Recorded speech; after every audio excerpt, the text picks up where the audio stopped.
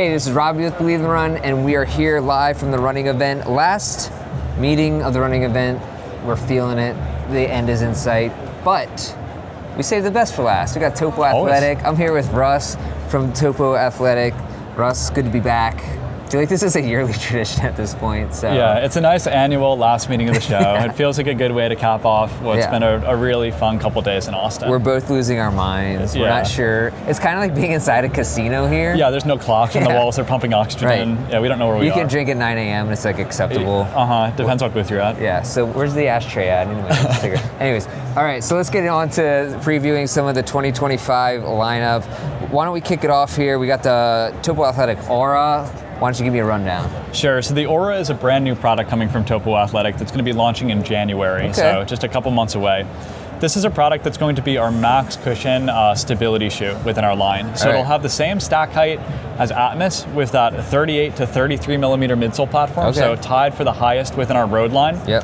But it's going to feature our unique Y-frame posting system, which is both on the medial side and the lateral side of the shoe. So that's just a firmer bit of foam embedded within the rest of the midsole. Okay. This Y-frame is meant to cradle the foot, and especially cradle the heel, and just keep you centered right over the platform. Nice. We think that this is a product that's going to appeal to that customer looking for a max cushion shoe for their running, but also really appeal to the person that's looking for a great walking shoe and comfort shoe option for spending time on their feet. Okay, nice. So a combination walking, running shoe. Looks good, feels good, kind of, and I gotta say, Topo Athletic uppers, you always nail it. I can tell this is gonna be pretty comfortable on the foot. So, thank you. Yeah. What's the weight on it? Do you have that? In a men's 9, it's going to come in right around 10.9 ounces.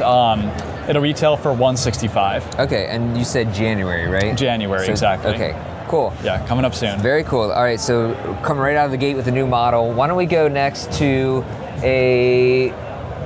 not old model, but a model that's been around for. Oh, you want to do that one? All right. Oh, we're getting into the exciting stuff. Yeah. All right. Buckle up. Yeah.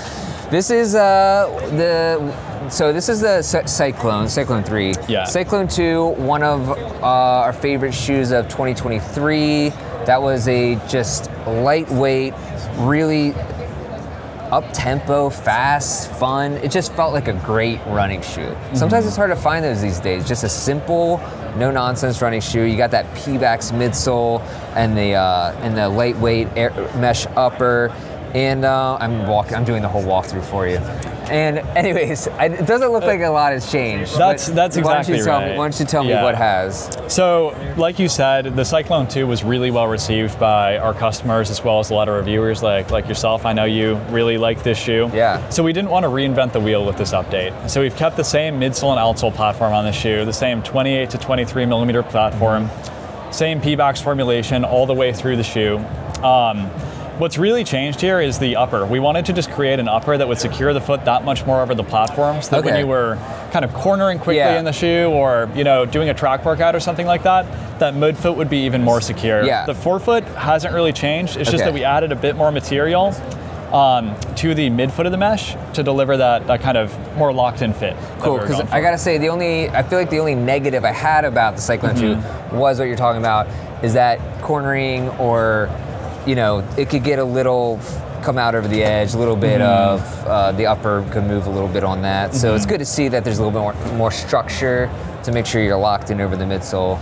And by the way, what's the weight on this again? So this is coming right around 6.9 ounces in a men's 9 or around 5.5 in a women's 7. Yeah, it's ridiculous. Super light. Still retails for $150 and it's going to come out in February. Hey, all right, and so reminder, this is again one of the most underrated shoes. If you're not onto this shoe, you need to be onto it. You got the full P-Bax midsole, lightweight package, fast and light, just a fantastic shoe all around, and you got a nice rubber outsole too. Yeah. Sweet. All right, let's move on.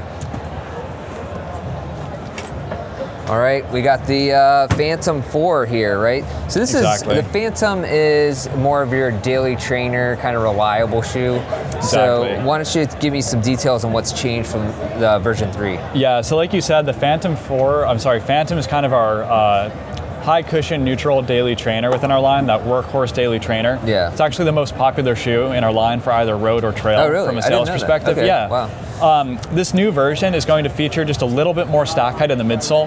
So it's gone up 2 millimeters to a 35 to 30 millimeter midsole platform. Okay. We've also updated the density of the foam, or the diameter of the foam. The so it's a zip little foam. softer, softer zip foam. All right. Just a bit more rebound underfoot, a bit more comfort. We've also updated the outsole to kind of segment the rubber and the heel of the shoe, allowing Gotcha. for kind of a softer landing, a little bit more flexibility within the heel. Okay. And then have almost full rubber coverage in the forefoot for a more stable toe off. Yeah. And that rubber just adds rigidity to really create that poppy, snappy ride that you're looking for when you're toeing off in daily training. Nice. And you're going to get a lot of miles out of this shoe, I could feel like, just from the rubber and the midsole. For sure, yeah. This, like we said, it's going to be that daily trainer shoe. A great option for your long runs, recovery days, and daily miles. This should be that kind of workhorse go-to shoe within your rotation. Nice. And what's the price point on this? So this is going to be $145, and it's going to be coming out in May. In May. All right. So those are the 3 road models. I feel like, yeah, again, it's some exciting stuff. And by the way, Cyclone 3 looking great. If you haven't been onto the Spectre 2 from 2024, you might want to check that out. That's like a maxed out Cyclone, I would say. Yeah. So while Cyclone's going to be more for that person looking for a more moderate stack height, I like to use that, like I said, for my track workouts, for my shorter tempo runs, things like that. Cyclone's going to be that more high stack version. Spectre. I'm sorry, yeah, I got Spectre. you. Last show of the day. Last day. Yeah. Spectre is going to be that high stack height option. Yeah. You get 9 more millimeters of foam underfoot compared to Cyclone. Better for your faster long runs, longer up tempo days. But that shoe's still super light. Too, Super right? light, yeah. Coming in right around like 8.1 ounces in a men's size 9, so great. super light. I used it to race a marathon a couple months ago, so I love that shoe. Very cool. All right, well, Russ, thanks for walking me through the road shoe. We're gonna have Taylor come in just a second and do the trail shoes. That's gonna be a different video, so stick around for that. Thanks so much.